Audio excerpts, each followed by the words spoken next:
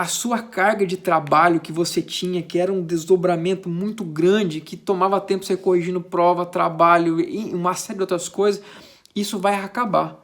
E você vai conseguir avaliar seus alunos, eles vão conseguir aprender muito mais, e essas aulas vão ser tão gostosas que você não vai... E você vai chegar no final de tudo isso e ver, meu, como eu perdi tanto tempo fazendo do outro modo e esse modo era muito mais eficiente.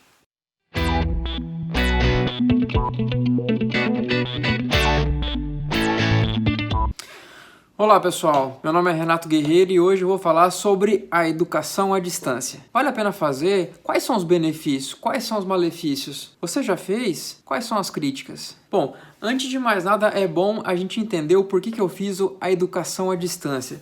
Hoje em dia, ainda mais com essa questão da pandemia do Covid, que é todo mundo com as aulas suspensas, há uma confusão muito grande sobre o que é a educação à distância.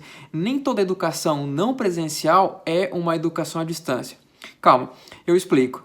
Acontece que a educação à distância ou ensino à distância, ela é uma modalidade de ensino. Ela tem toda uma metodologia que é preparada para isso. Quando um curso ele é EAD, ele é preparado desde o seu início para ser um curso totalmente à distância. Geralmente tem um professor que ele grava aulas de um tópico específico, essas aulas ficam disponíveis online para que qualquer pessoa possa ver, e ele pode ser assistido depois por milhares, milhões de pessoas. Tem um ambiente virtual de ensino em que você pode interagir, mas geralmente você não interage com o autor do vídeo, você interage muitas vezes com um tutor. Não necessariamente igual a gente está fazendo aqui agora, mas através de uma ferramenta de ensino, como você manda e-mail, manda mensagem, mas não é uma interação tipo uma live, uma interação pessoal. Então, ela tem toda uma metodologia própria para isso. Nem todo curso, nem toda instituição, ela está preparada para converter um curso presencial num curso à distância. E é importante que vocês saibam que todo ensino não presencial, ele é um ensino à distância, mas nem todo ensino que é à distância não é na metodologia ou na modalidade que a gente considerou, que nós chamamos hoje de EAD. Uma coisa importante que vocês precisam saber é que existem vários métodos de educação que é não presencial. Então, existe a educação à distância, que a gente já falou no começo do vídeo, que tem toda uma metodologia própria para isso. Existe a modalidade de ensino remoto, existe um ensino mediado por tecnologia e existe um modelo de sala de aula invertida. Existem vários outros, mas vamos pegar nesses principais. Não importa qual seja a metodologia, elas têm uma coisa em comum.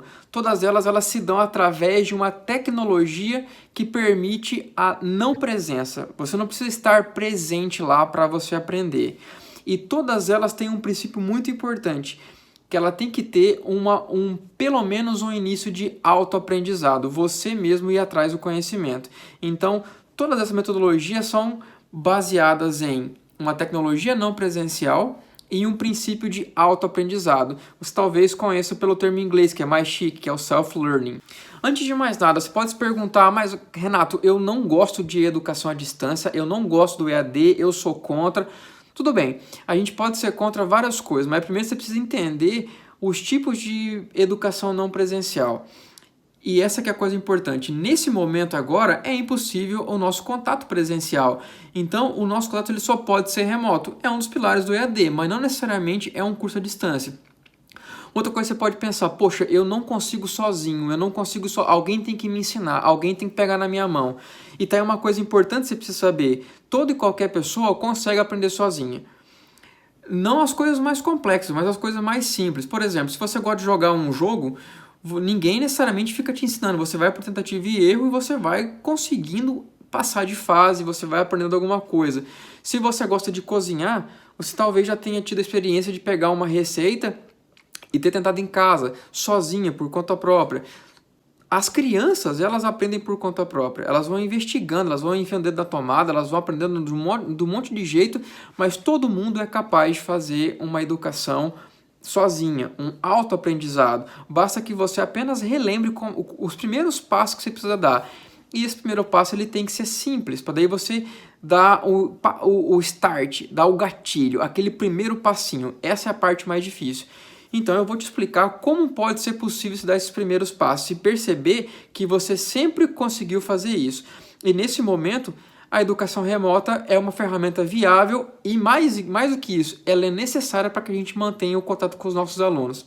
Uma outra coisa importante que você precisa saber, essa tecnologia não presencial, ela significa o seguinte, dessa educação à distância, ela significa o seguinte, que em algum momento ela não vai ser presencial, não vai ser em sala de aula com o professor e o aluno olho no olho. Sim, em pelo menos uma parte dela, ela vai ser não presencial, ela vai ser por uma outra metodologia de ensino, beleza? Bom, a maior parte das pessoas conseguem fazer isso. Algumas têm mais facilidade, outras têm um pouco mais de dificuldade. Eu, por exemplo, a maior parte das coisas que eu aprendi, ela foi por minha conta própria. Eu simplesmente fui no Google, digitei o que eu queria saber, li, aprendi e é isso. É simples assim. Mas vale a pena fazer um curso à distância? Para início de conversa, é bom que vocês saibam que eu, assim como a maior parte de vocês, era radicalmente contra o ensino à distância. E pelo motivo simples, eu achava o seguinte, que mediar a educação de forma não presencial era o sinônimo de sucatear o ensino, de desfazer do trabalho do professor, de não valorizar o trabalho do professor e terceirizar a educação de alguma maneira. Ou seja, era você deixar cada vez mais pior uma educação, no caso do Brasil, que já é ruim. Então eu era radicalmente contra. Até que um dia eu fiz um curso à distância e não é um mediado por não sei o que, e não é um ensino não presencial, era um ensino EAD mesmo, do escrito, dirigido e roteirizado de acordo com metodologia EAD.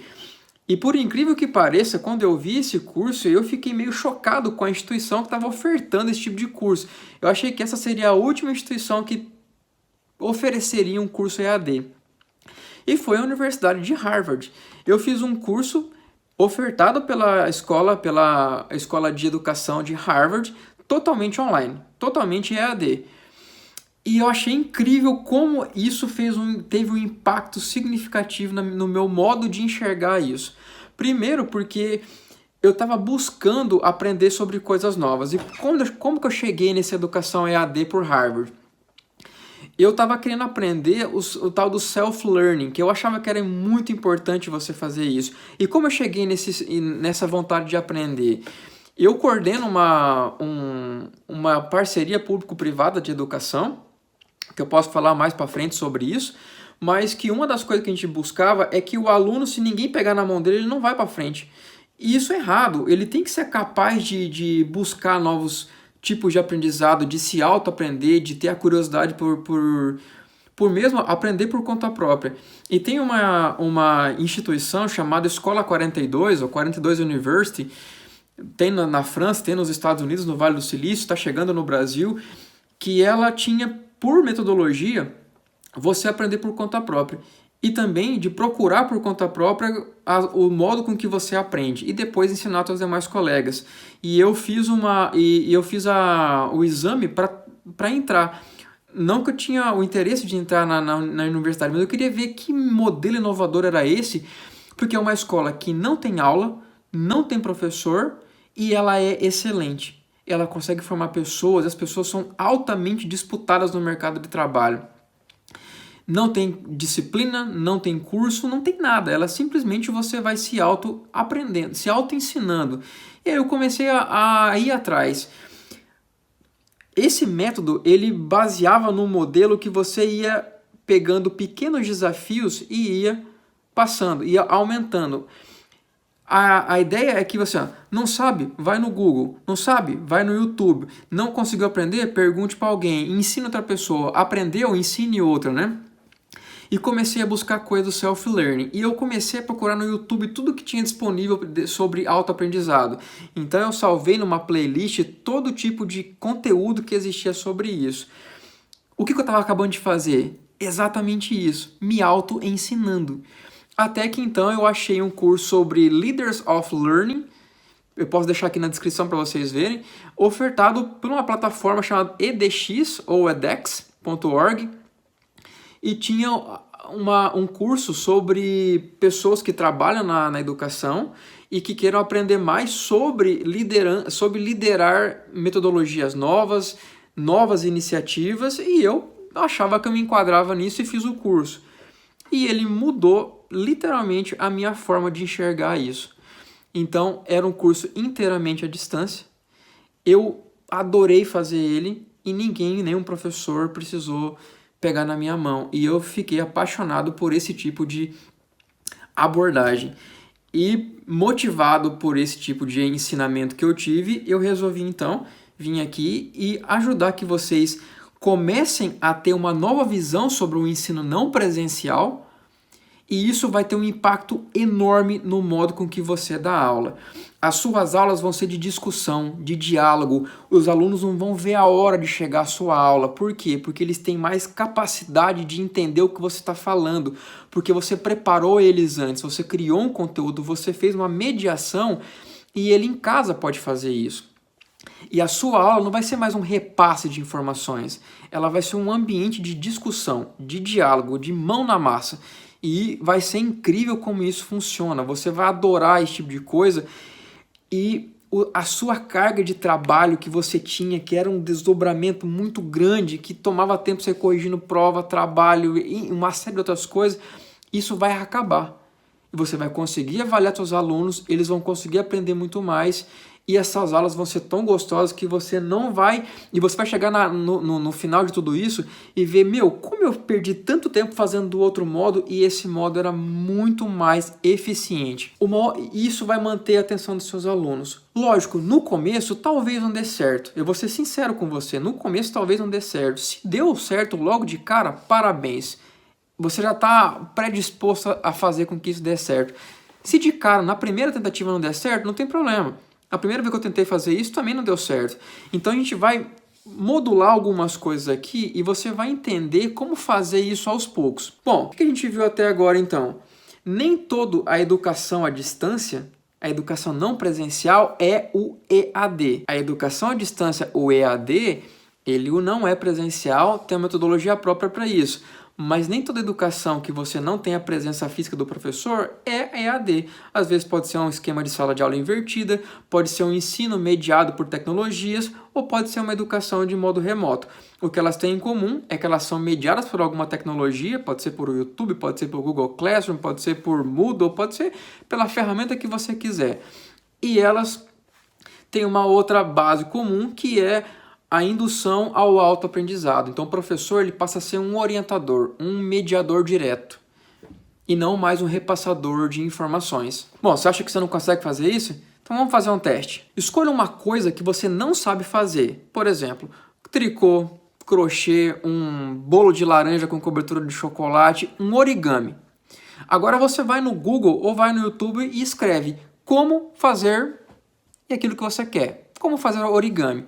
E tenta fazer. E depois faça sozinho, sem ajuda de ninguém. Faça por você mesmo. Tente fazer o máximo que você conseguir fazer sozinho, sem pedir para ninguém, a não ser o YouTube ou o Google. Bom, talvez os primeiros fiquem horríveis. Não tem problema, é assim mesmo. Mas isso já mostra o primeiro passo do autoaprendizado. Pode não parecer muita coisa, mas isso é um salto gigantesco no teu inconsciente. E isso vai acionar vários gatilhos para aplicar o mesmo método nas suas aulas. A única coisa que eu diria que é um malefício da educação não presencial é o que a gente chama de contato, é o networking, é o olho no olho. Eu sou uma pessoa muito sociável, eu preciso de pessoas, eu preciso de contato, então essa é uma coisa que eu não gostei. Então assim, tinha interação pelo fórum online lá naquele curso que eu fiz pela plataforma de Harvard, mas eu, para ser sincero, eu não gosto desse tipo de interação. Então eu diria que esse é um ponto negativo, esse é entre aspas, um malefício, porque é incrível a capacidade que o olho no olho traz, de confiança, de empatia. Eu acho que isso é uma coisa ruim. Mas quando a gente não está tratando do EAD, a gente está tratando de um modo de fazer com que as suas aulas sejam mais interessantes e que você tenha uma interação não necessariamente 100% presencial, que você tenha em algum momento das suas aulas, da sua abordagem de ensino, alguma ferramenta online ou o que seja, né? Você tem que ter um momento que eles possam se auto-ensinar, mas o olho no olho ainda é importante. Então a gente não quer extinguir isso. Eu particularmente não quero, eu preciso do olho no olho. Então tem que fazer algum modo que você possa passar algum conteúdo para eles anteriormente ou de uma outra forma e possa interagir depois olho no olho, tirar dúvida, conversar e ter o contato.